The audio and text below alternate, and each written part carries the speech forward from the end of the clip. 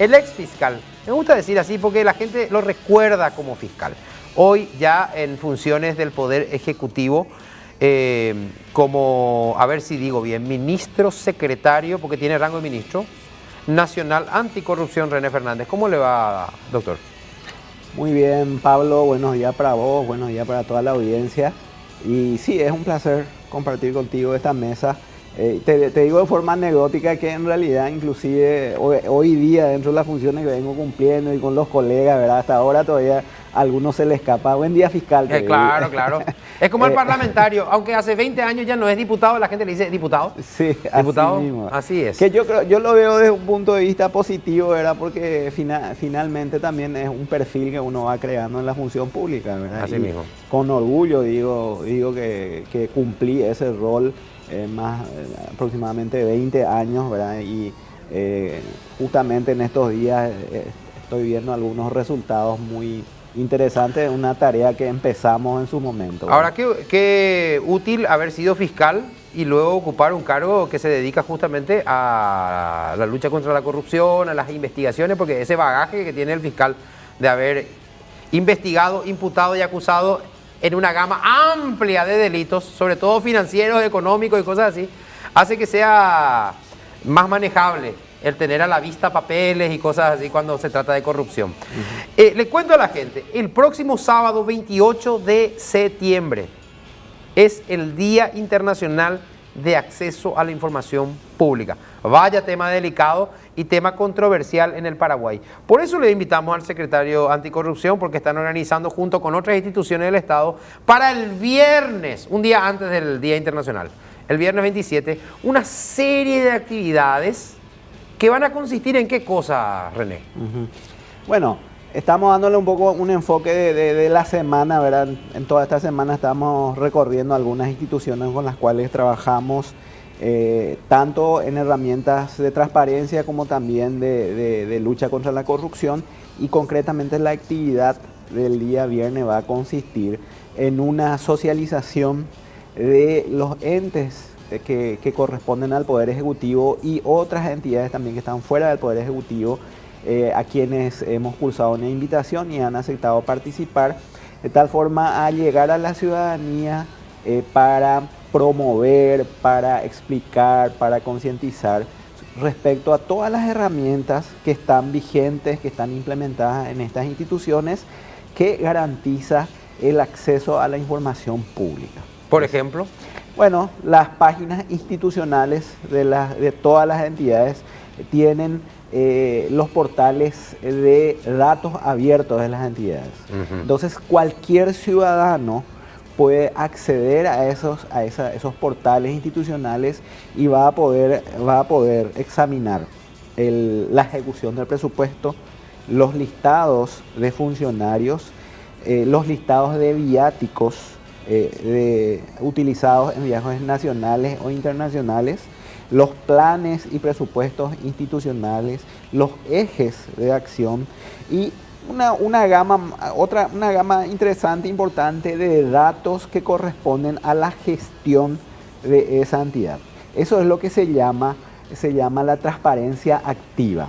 Es decir, el Estado está obligado por los medios con que cuente a exponer los datos que corresponden a la gestión. Lo que pasa es que con las leyes de transparencia se quiebra un poco ese paradigma, que es el de que el Estado rinde cuentas, por ejemplo, al Poder Legislativo a través de una presentación formal que hace el Presidente de la República, o a través de un dictamen y un examen de auditoría que hace la Contraloría General de la República, que son mecanismos constitucionales que están vigentes, ¿verdad? Pero a través de las distintas, las distintas normas que están aprobadas en nuestro país y que responden a una orientación a nivel global, se busca que esa rendición de cuentas sea más periódica, que sea permanente, de tal forma que el ciudadano pueda, a través de un mecanismo muy sencillo que es el acceso a una página de internet, por un lado, poder obtener toda esa información, y en caso de que la información que requiera el ciudadano no se encuentre en ese portal de datos abiertos, tenemos otro mecanismo que se llama el de la transparencia pasiva. Y ese es un mecanismo por el cual cualquier ciudadano, cualquier organización civil, puede, o por ejemplo un académico, ¿verdad?, puede solicitar información referente a la ejecución del presupuesto, a la gestión de una entidad pública dentro de un sistema sencillo que debe cumplir esa entidad pública, y en ese sentido la ley comprende a el Estado en su totalidad. Muy bien. René, vamos a cosas, viste cómo te escuché atentamente, te dejé desarrollar el contexto, te voy a decir, el marco general. Pero para el que nos ve, aprovechemos nuestros minutos. Sí. Vos sabés que el tema es, ¿cómo yo puedo acceder para ver el listado de funcionarios? Accede, pero no ve en PDF. Ve en, no sé cómo se llama, HTML, algo así se llama. En un formato de imagen. En un formato de imagen que no podés o hacer una búsqueda. Sí. ¿Verdad? Ese tipo de detalles. Sí. A veces no está actualizado. ¿Verdad que es así, René? Sí. A veces no está actualizado. Entonces, ¿para qué se tiene que ir el ciudadano, por ejemplo, a esa expo? Porque es una especie de expo que ustedes van a hacer el próximo viernes. Sí. Dicho sea de paso, de 9 a 11 horas en la Plaza de la Democracia. En la Plaza de la Democracia. Ahí mismo. con toldito, todo. Vamos a tener todo, vamos a decir, una organización amigable, de tal forma que el ciudadano pueda acercarse, pueda tener información en físico, orientación de funcionarios. También algunas entidades van a tener disponible ahí mismo el acceso a sus páginas para poder adiestrar. Pero usted ya comprobó, usted ya entró al MEC, por ejemplo, o ya entró a la Secretaría Técnica de Planificación, ya vio que tiene lo básico. Sí. Divulgan la información. Sí, en ese sentido te digo que nosotros estamos trabajando justamente en ese aspecto. Estamos haciendo un monitoreo del cumplimiento de las entidades públicas respecto a la transparencia activa. ¿Verdad? Y, digamos, los lineamientos de la transparencia activa están establecidos en la ley, ¿verdad? Pero también existen estándares internacionales, ¿verdad? Y justamente el que mencionaste, el hecho de que la información que es expuesta sea accesible a los efectos del análisis, ¿verdad? Porque como bien decís, es muy distinto tener la información disponible en un PDF editable, en un archivo PDF editable o en un archivo Excel editable. A tener una foto más o menos legible, sí, ¿verdad?, en donde el trabajo que puede llevar hace que se genere un obstáculo ilegal, ¿verdad?, de acceso a la información. El gran tema también es este. Antes de pasar al gran tema. La Secretaría a su cargo, Secretaría Nacional Anticorrupción. O sea, usted puede decir, ministro, el que sea, ministro de Salud, ahí veo que tu página web no tiene los datos de transparencia que exige la ley. O te podés quejar con el presidente de la República, el ministro de Salud no está cumpliendo, el Ministerio de Salud no tiene, estoy poniendo un ejemplo, yo no digo que el Ministerio de Salud no tenga. El ministerio tal no pone la información en su web como la ley lo exige. Usted le dice al presidente, pero más allá de ahí usted no tiene poder, ¿verdad? Usted no tiene fuerza coercitiva, ellos son sus pares. Bueno, no tenemos nosotros un poder coercitivo con base legal, pero sí tenemos una facultad de monitorear y de señalar el incumplimiento de las normas de transparencia activa. Y en reunión de ministros usted lo divulga. Exactamente. Nosotros estamos trabajando en ese aspecto. Hay un trabajo ya realizado, pero ahora estamos profundizando. Y nuestro objetivo a corto plazo es el de exponer una especie de barómetro, una especie de dato publicable, de tal forma que también la ciudadanía pueda tener conocimiento de cuáles son las entidades que están cumpliendo con los criterios legales y cuáles son aquellas que todavía necesitan trabajar un poco más. Porque finalmente, como otros mecanismos también que tenemos disponibles, son herramientas ciudadanas. Y el mejor mecanismo coercitivo es la publicidad. La publicidad. es la publicidad. Bueno, entonces, pero también una tiene que haber entidad- voluntad política.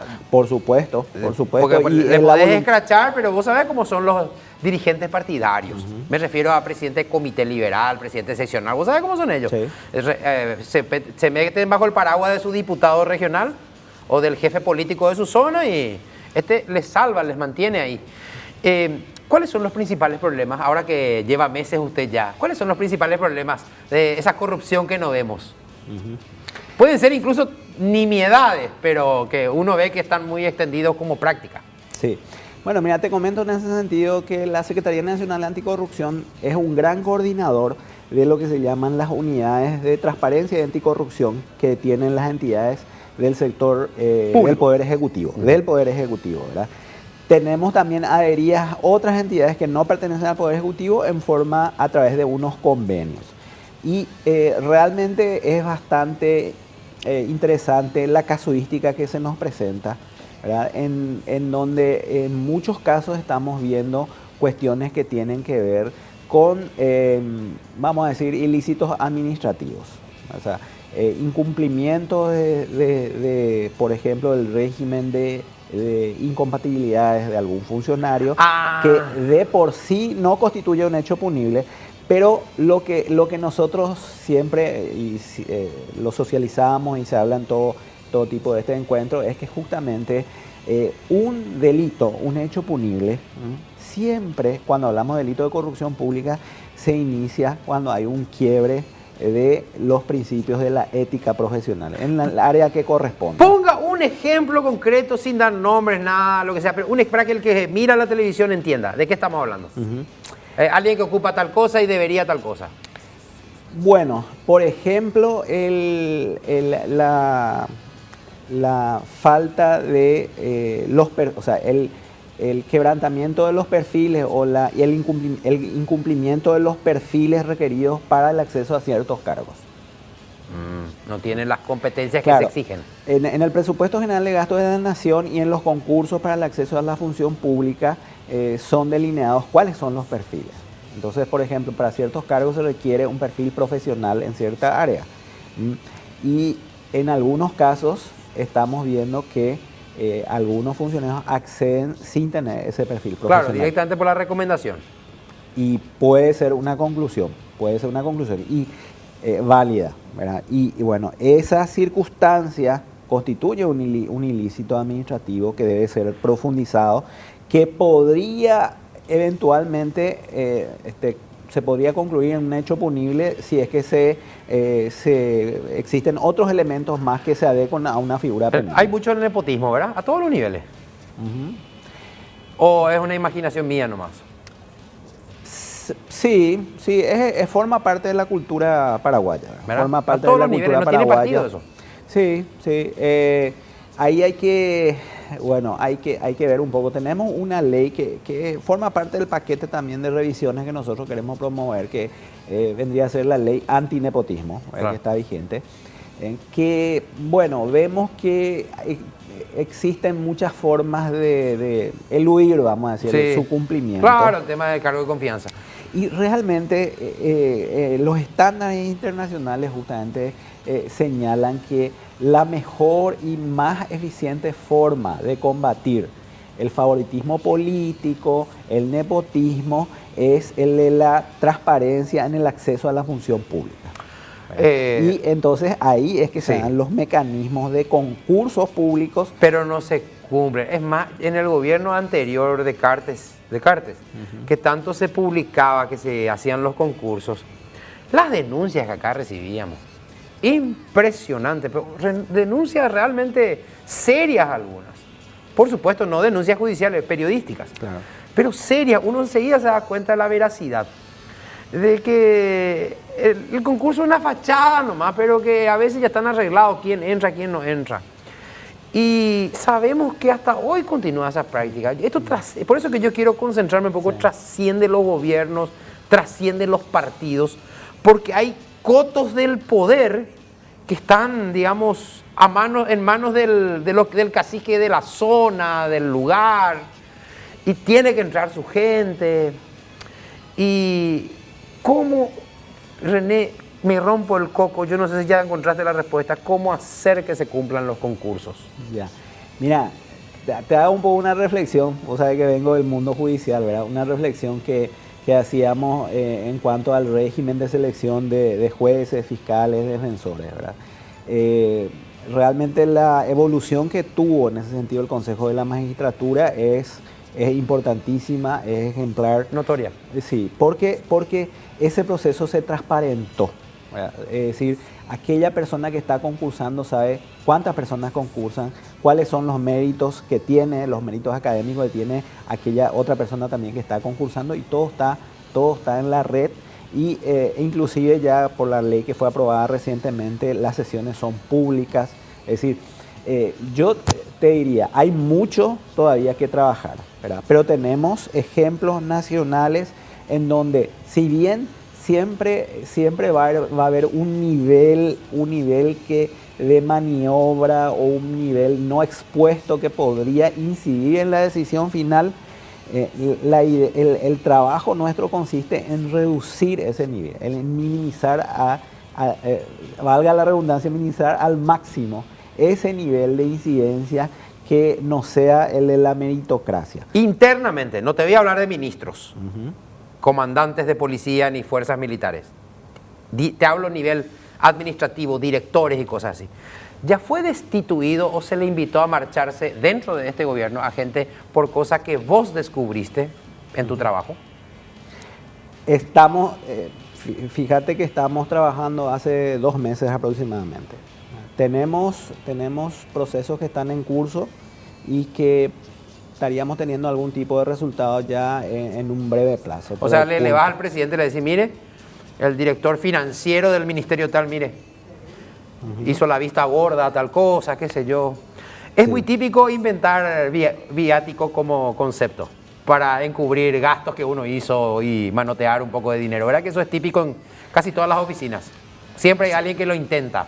Claro, mira, es posible que algunos gastos, algunas ejecuciones presupuestarias sea con fines indebidos, eso no podemos descartar. Pero en ese sentido también el Estado paraguayo ha avanzado mucho, sobre todo en lo que se refiere a la administración central.